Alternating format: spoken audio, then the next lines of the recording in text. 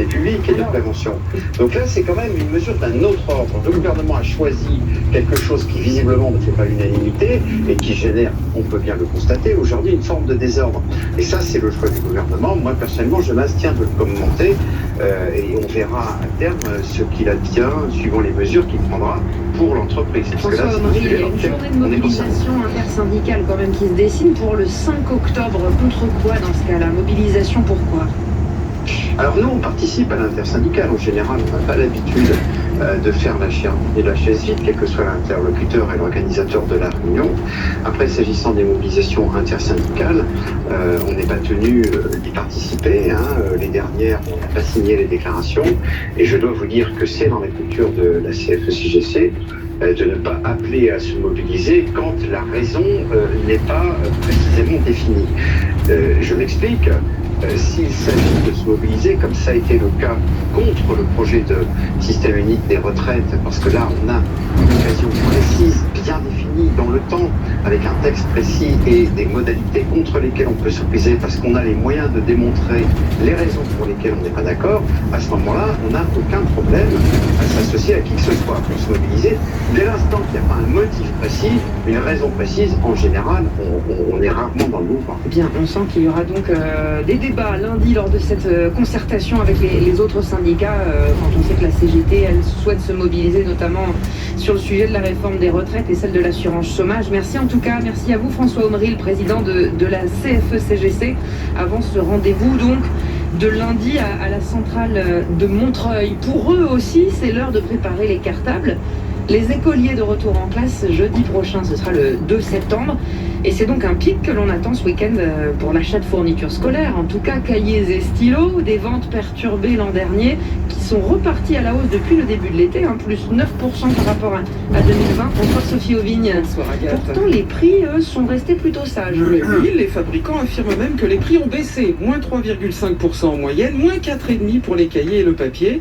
Alors, les associations de familles, de leur côté, n'ont pas les mêmes chiffres. Selon Familles de France, la Confédération syndicale des familles, le coût de la rentrée scolaire est en hausse de 0,7 à 1%, ce qui veut dire un total de 200 € pour équiper un élève de 6e. Mais est-ce qu'il existe des bons plans pour faire baisser ce budget? Eh bien, de plus en plus, et grâce aux consommateurs eux-mêmes, en fait, il y a une prise de conscience. On n'achète plus tout, tous les ans, on réutilise. Et quand on n'en a plus l'usage, eh bien des familles font des échanges, voire des dons. Et il y a des spécialistes de cette économie circulaire, Rakuten, Give, et puis les fournitures s'achètent aussi désormais d'occasion, sur le Bon Coin ou Bips par exemple, économie garantie puisque les prix sont divisés par 2. Est-ce que comme pour les vêtements, il y a aussi une mode des fournitures scolaires? Bien entendu, et pas seulement autour des couleurs pastel, très en vogue cette année, il y a aussi une demande plus profonde. C'est ce que dit Cédric Osterno, il est directeur général exécutif chez Casino. Ce qu'on voit, c'est une émergence de produits, on va dire, avec des engagements environnementaux, notamment parce qu'on a des gammes plastique recyclé. Nous, on a développé, par exemple, une marque qui s'appelle Sincère, dont le papier est issu de forêts gérées durablement. Et on voit aujourd'hui cette émergence du citoyen et du client responsable, et ça c'est nouveau. Et où les familles font-elles leurs courses de rentrée, Sophie? Alors la supermarché, hypermarché, la grande distribution vend les 3/4 des fournitures scolaires, sur un chiffre d'affaires total de 600 millions d'euros. Mais la répartition pourrait changer parce que figurez-vous qu'en plein milieu du mois d'août, à la surprise de tous, les ventes ont chuté dans les grandes surfaces. Explication Stéphanie Verrier, elle est présidente de l'AIPB, les industriels de la papeterie. Qu'est-ce qui s'est passé? Il se trouve que cette fameuse semaine correspond au lundi 9 août, premier jour de l'instauration du pass sanitaire dans les galeries commerciales. Dans les heures et dans les jours qui viennent, nous attendons un retour à la fréquentation dans les hypermarchés. Mais nous attendons aussi à des achats dans d'autres réseaux de surfaces plus petites, très proches des utilisateurs et probablement des ventes sur le e-commerce. Bon, Internet peut-être, mais il y a encore une forme de plaisir à choisir sur place ces fournitures. Forcément, et à sélectionner sa nouvelle trousse pour la rentrée. Merci Sophie Auvigne. 17h40 sur France Info. Guy Regis est là pour le fil info. Selon le Pentagone, il n'y a eu qu'une seule explosion provoquée par un attentat suicide et non deux. Comme il l'avait indiqué dans un premier temps, le pont aérien de Kaboul fait toujours face à des menaces précises et crédibles, poursuit l'armée américaine qui contrôle l'aéroport, sera donc en mesure de poursuivre les évacuations jusqu'au dernier moment, c'est-à-dire jusqu'au 31 août. Et puis, on l'apprend à l'instant, 2 Britanniques ont été tués dans l'attentat de Kaboul, c'est ce que dit un ministre britannique. Des recours contre l'instauration du pass sanitaire dans les centres commerciaux ont été déposés dans tous les départements d'Île-de-France, sauf à Paris, selon les informations de France Bleu.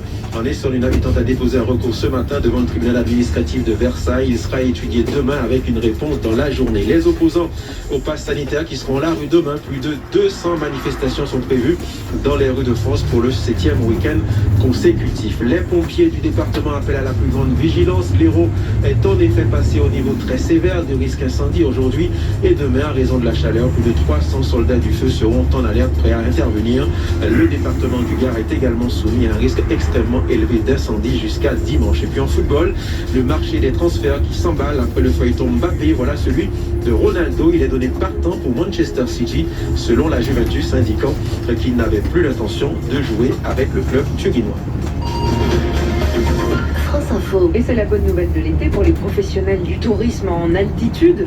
La montagne a largement séduit les vacanciers cette année, plus 9% d'occupation dans les locations et les hôtels. La mauvaise nouvelle, c'est que cela a un coût écologique, forcément. Beaucoup plus de voitures dans les lacets des Alpes, des parkings surchargés dans les petits villages. Un record de fréquentation battu aussi au Pays Basque dans le petit train de la Rune, 3000 personnes par jour. On n'avait jamais vu ça. Bonsoir Jean-Pierre Mercier. Bonsoir. Vous représentez, vous, le Parc national des Pyrénées dans la vallée d'Ossau. On est entre Pau et la frontière espagnole. Partagez-vous ce constat d'un tourisme toujours plus important et parfois problématique? Oui, tout à fait. Donc nous, on a connu une fréquentation qui a augmenté à partir du déconfinement, donc en mai 2019. Et depuis ce moment-là, c'est pas exponentiel, mais on a à peu près la même fréquentation que l'année dernière. On n'a pas de chiffre officiel, mais on estime que la surfréquentation par rapport à l'année 2019 serait de l'ordre de 20 à 25%. Oui, c'est un peu ce que dit Jean-Baptiste Lemoyne, le secrétaire d'État au tourisme. Pour les Pyrénées en général, une hausse de 24% de la fréquentation. Ça veut dire des milliers de personnes supplémentaires sans doute. Comment l'écosystème s'adapte-t-il à ça dans votre vallée d'Ossau en l'occurrence? Notre vallée, le problème de la surfréquentation, c'est avec la saturation des parkings, qui permettent après d'accéder sur le parc national, les parkings et les voies d'accès.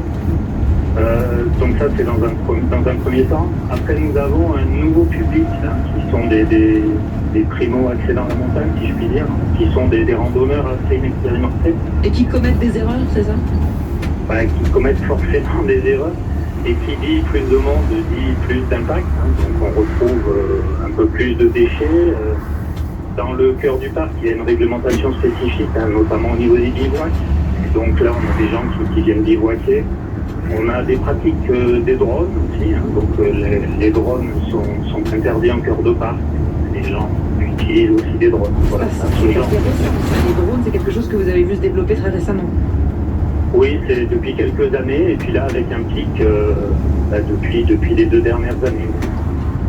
Vous percevez des conséquences directes sur la faune ou sur la flore de ces comportements-là? Alors, c'est difficile de noter des impacts directement, puisque souvent, c'est des impacts qui sont à long terme. Et comme je vous le disais, les gens quand même restent sur les sentiers. Ce sont des gens qui n'ont pas une très forte expérience de la montagne. Donc aujourd'hui, non, on ne pourrait pas dire qu'on a un impact direct et quantifiable surtout. Mais c'est un constat que vous faites en voyant simplement des problèmes dans les déchets, par exemple, et ces comportements que vous citez. Il y a des mesures à prendre en particulier contre cela et contre ce tourisme un peu plus important. Qu'en pensez-vous, Jean-Pierre Mercier? Oui, alors nous avons mené des actions de sensibilisation avec différents partenaires, notamment une action qui s'appelle Réussir ma randonnée. Donc on va au devant du public, on les sensibilise déjà aux dangers de la montagne et puis aux enjeux de la biodiversité. mais ça va être un travail de longue haleine, hein, puisque tout ce qui est éducation, ça va pas se faire du jour au lendemain. Est-ce qu'il faut aussi revoir les infrastructures, par exemple, d'un parc national comme celui des Pyrénées, ou bien c'est le tourisme qu'il faut tenter de limiter? Alors nous avons commencé de mener une réflexion avec les collectivités locales, notamment pour les deux points d'accès dans la vallée qui peuvent poser problème, hein, puisqu'il va falloir qu'on ait une réflexion tous ensemble sur comment on accueille le public, les infrastructures qui vont avec, la mobilité, et tout en conciliant les différents enjeux liés à la biodiversité. Merci beaucoup pour vos réponses. Jean-Pierre Mercier, chef du secteur de la vallée d'Ossau, dans le parc national des Pyrénées, invité de France Info. Et puisque l'on est à la montagne, on va simplement changer de massif. Voilà le summum de la course en altitude qui est de retour après une année blanche, Covid oblige. L'Ultra Trail du Mont Blanc redémarre ce soir. Bonsoir Jérôme Val. Bonsoir Agathe. C'est vous qui suivez la course de France Info, hein, cette mythique épreuve d'endurance, 171 km autour des sommets alpins. Nous sommes à Chamonix avec vous Jérôme, c'est là que les premiers se sont élancés déjà tout à l'heure à 17h. C'est le terminus. 7h02 pour être précise, avec dans ce départ toujours très spectaculaire depuis la petite place le conducteur il va à Chamonix, c'est comme ça.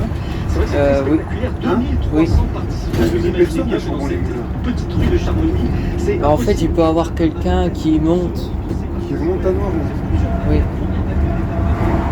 Mais c'est plutôt rare. C'est très rare. Hein? C'est très rare. Depuis que je fais cette ville, il n'y a jamais eu personne.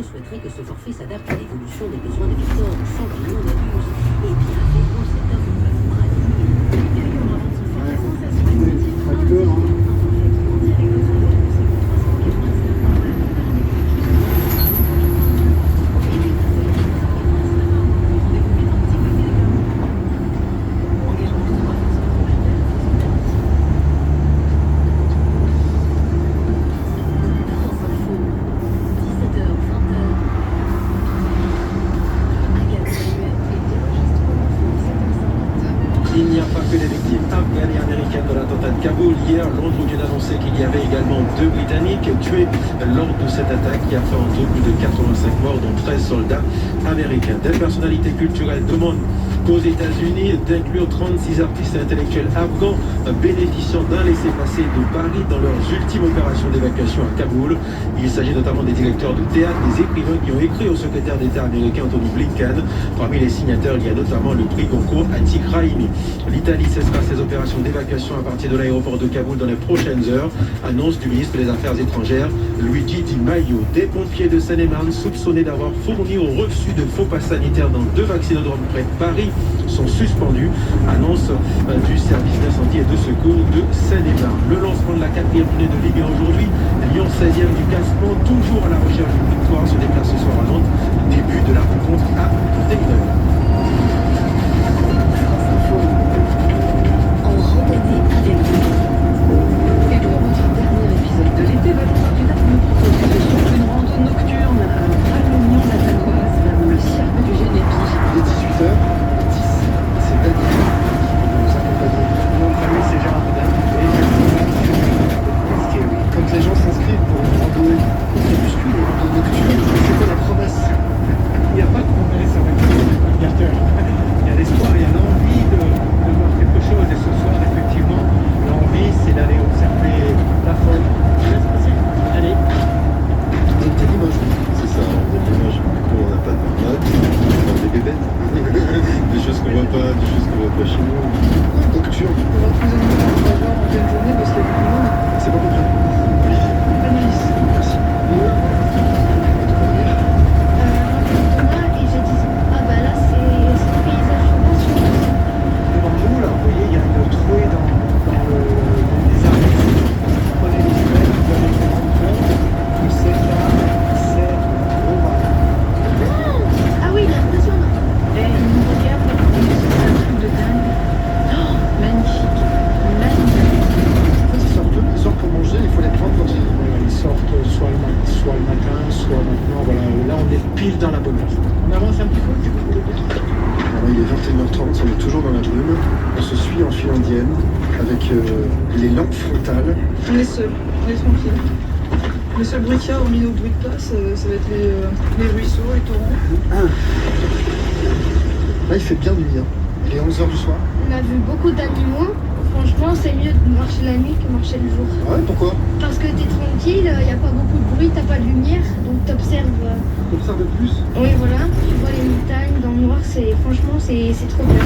Oh bah là, il y a beaucoup de forêt. Hein. Bon, alors pour cette rando nocturne et pour con, c'est 2 mois d'été de rando. On termine avec les vaches. C'est normal. Allez, il faut revenir maintenant, Valentin Dunac. Il est 17h53 et la comédienne et écrivaine Anne Parillo est au micro d'Élodie Suigo. Bonjour Anne Parillo. Bonjour. Vous êtes actrice dans les ans 91 dans la catégorie meilleure actrice pour votre rôle culte dans le film Nikita de Luc Besson. Vous êtes également aujourd'hui écrivaine. Vous venez publier Les Abusés aux éditions Robert Laffont. C'est votre premier roman et même si ce n'est pas une autobiographie, il apparaît que vous y avez mis beaucoup de vous. Pourquoi vous êtes-vous tournée vers l'écriture, Anne Parillo? J'aimerais beaucoup réaliser mon premier film et incarner un personnage puissant, fort, qui essaye de faire passer des messages. Et c'est vrai qu'on n'a pas toujours l'occasion d'avoir des rôles comme j'y étais habituée. Effectivement, en démarrant plus ou moins avec des rôles comme Nikita, on est à la recherche de cette force et de cette viscéralité des personnages. Et c'est pas forcément ce qui existe dans le panorama français. Et donc j'avais envie de m'auto-diriger dans un rôle qui m'habiterait et qui m'épanouirait. Ce rôle que vous avez interprété dans Nikita, il a marqué les Français. Il est ancré dans votre carrière, dans votre parcours? Oui, parce que de la même façon qu'il est emblématique pour tous, il a été énormément pour moi. C'est comme une sœur jumelle aussi, Nikita, parce qu'effectivement, j'ai beaucoup de mal à me dissocier de là où je m'engage, en fait, que ce soit à travers des personnages ou effectivement à travers mon héroïne dans le livre aujourd'hui. Et c'est vrai que Nikita, c'était la première fois qu'on m'offrait un vrai rôle, un rôle où on me demandait d'avoir une palette d'actrices et de la démontrer et de l'exprimer. Et donc c'était vraiment la première fois que je m'abandonnais à un personnage. Je me suis posé la question de savoir si c'était pas un rôle qui vous avait finalement pas abîmé, mais abîmé la suite de votre carrière, dans le sens où c'était tellement intense que ça a dû être extrêmement difficile dans votre parcours suivant d'aller chercher cette adrénaline que vous avez obtenue avec ce rôle. Oui, c'est des cadeaux empoisonnés, parce qu'effectivement quand on démarre avec une pointe comme ça très élevée, après il peut y avoir que des descentes ou que des choses moins fortes. En plus, les gens tombent son amour devant ces personnages dans lesquels ils se projettent et ils veulent pas que vous en sortiez, ils veulent pas que vous les abandonniez. Mettre la barre haut, c'est aussi ce que vous faites. Ce premier roman, ça raconte l'histoire d'une passion dévorante entre d'un côté Adélie, une actrice connue victime d'inceste enfant, et de l'autre Samuel, un peintre riche et célèbre, marqué lui aussi par l'abandon de son père. On est en pleine période MeToo depuis l'affaire Weinstein, mais vous avez décidé non pas de mettre l'accent sur les victimes, quoique, mais surtout sur les bourreaux. J'avais envie effectivement de contourner la plainte ou l'évidence, tout en respectant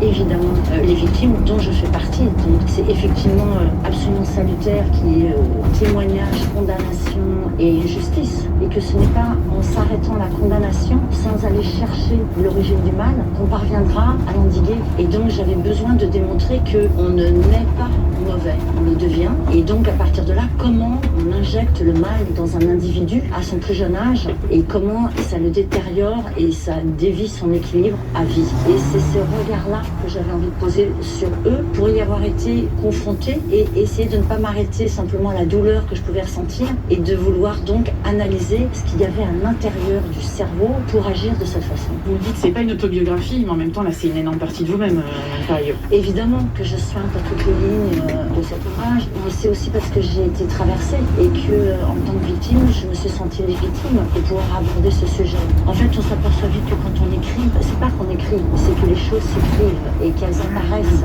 sur la page de vous-même en fait. Vous êtes otage parce que de votre écriture et j'ai découvert vraisemblablement des choses de moi-même à travers cette écriture. Quoi en particulier? Par exemple, j'ai utilisé techniques comme armure, comme cuirasse, comme protection pour ne pas regarder en face quelque chose qui était irregardable en fait.